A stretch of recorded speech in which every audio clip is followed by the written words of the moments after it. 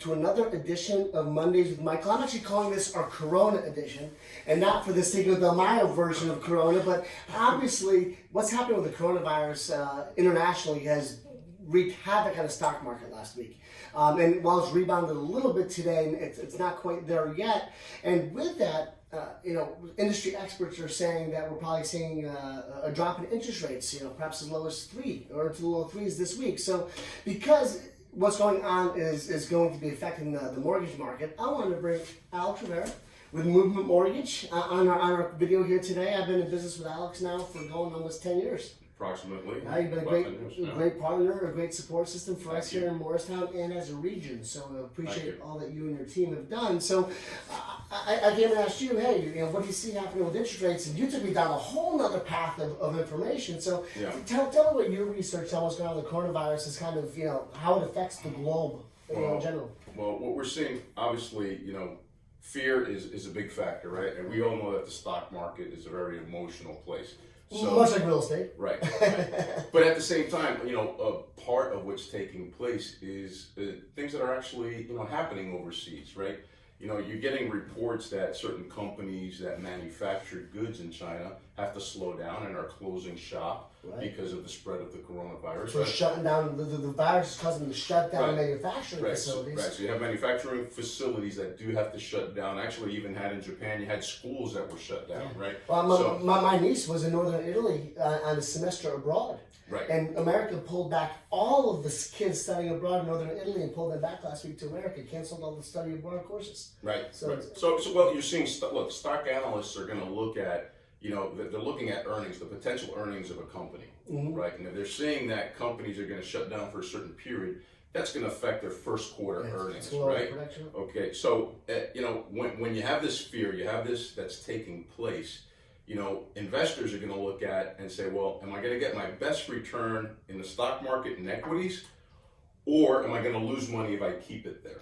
So what's the next step for them? It's obviously to move their money somewhere. Take it out, put it somewhere safer. Right. Well, somewhere safer where they can say to themselves, I'd rather have my money returned than really be concerned about my rate of return right now. Right. So the safe haven obviously is going to be bonds. And in the last couple of weeks, we've seen a big transition from equities to bonds. Specifically the 10-year Treasury bond. Well, you have the 10-year Treasury, which is an attractive, bond, but you also have mortgage-backed securities, Fannie Mae mortgage-backed securities. So you're seeing, a lot of money going into mortgage-backed securities, and you're seeing the interest or the yield drop, like you've seen the yield drop on the 10-year Treasury. The question is, when is this going to turn around? And that's the unknown, right? And every Until day, they can contain it, and I think I heard someone say that America won't be ready with an antivirus, so to speak, for another few months. Right. And I think last week we heard some news that shook up the market was that there's a large percentage of ingredients that are sent to the U.S. for pharmaceutical companies, especially generic pharmaceutical companies, are pretty much they come from China, so right? That impacts that supply chain. It impacts that supply chain. Auto parts, it impacts that supply chain. So there are consumer goods and products that are all made in China.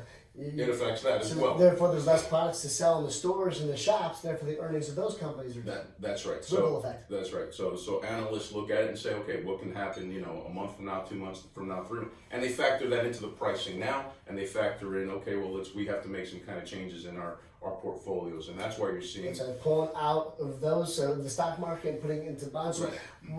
How's that translate into the mortgage market? Well, obviously that's also going to though it's an unfortunate circumstance what we're going through, it will become a fortunate situation for people that are first-time buyers or people that are looking to move up right now. Obviously, that affordability scenario is you're going to get an opportunity to qualify for a lot more if you would compare it to a 3 3/4 interest rate. Maybe now you're down to 3%. Possibly we might be under 3%. Who knows? And I know 1% drop in interest rates affect a person's buying power by about 10%. So a 0.5% can make a difference. About 5%. So this unfortunate situation is going to actually help the mortgage and real estate market in the near future. Absolutely, and it's going to give people opportunity to refinance as well and save money there. So that's a big plus, right? You can do some debt consolidation. You can move up purchase your next property. Great it's time. a great time to do it. Yeah. Especially in our market where the upper price point is a little bit soft. Yeah. And the mid price point is robust. Yeah. Sell for a high in the 6 range and buy a little bit lower in the 8 range. Yeah, I think we're coming across an unprecedented time. I don't think we've ever seen something to this degree where we might have 30-year interest rates under 3%. 30-year interest rates under 3, high consumer confidence, low unemployment. Right. Are all some of the things that ripple into a great time to be a home buyer. Absolutely. So down below in our notes, we're going to post Alex's contact information. If you're a consumer and have any questions about mortgages, or an agent that wants to pick his brain on what's going on in the mortgage market and interest rates, feel free to grab his number below, give him a call, we'll put your email there too, if that's okay. That's fine. Thank you. And if you have any questions for me, let me know. But again, I wanted to give you a quick introduction or a quick picture of how what's happening with the coronavirus is affecting the stock market, and in turn affecting the bond market and mortgage and interest rates. Sorry. Thanks, buddy. Thank you. All right. Always Thank appreciate you. having you here. Thank you. See you next Monday.